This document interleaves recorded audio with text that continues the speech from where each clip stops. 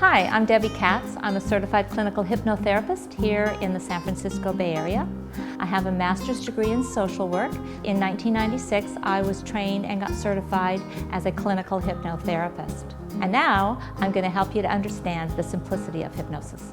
So to stop smoking using hypnosis, the first thing you want to do is you want to ask yourself, am I really ready? And to assess your readiness.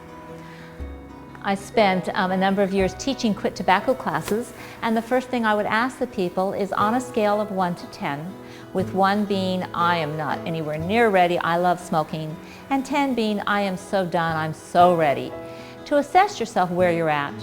And if you're a 1 or a 2, hypnosis probably isn't going to work because you really aren't ready. So then you have to figure out ways what you need to do in order to get ready. So let's say you're a 7 or an 8 and you're really feeling like you're ready. Then you want to, probably the best thing would be to seek out the services of a hypnotist or a hypnotherapist. Because it can be a very easy process, and sometimes there are some programs where they're doing it in one session, helping people to quit smoking, but of course it depends, on your readiness. And they mostly will use suggestive therapy, which is where they assist you in going into a deep state of relaxation known as hypnosis, and then the subconscious mind, which is 90% of the brain, is open to new suggestions. So you will determine what some of the suggestions are that you want. Like an example would be that every time I feel like I want a cigarette, I drink a glass of water, or I enjoy a glass of water, or a glass of juice. And so things like that would be added into the session during the suggestion part of the therapy. And so your subconscious mind would have the suggestion that every time an urge to smoke comes about, you just take a glass of juice or a glass of water, whatever it is you've chosen.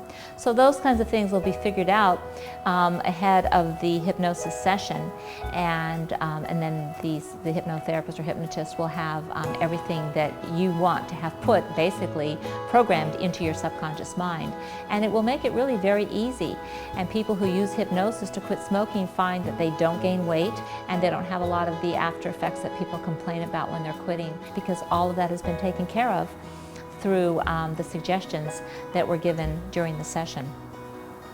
So all the issues around smoking, if there are some other deeper behavioral issues, that will be determined in the interview with the hypnotist, and all of those can be addressed through hypnosis.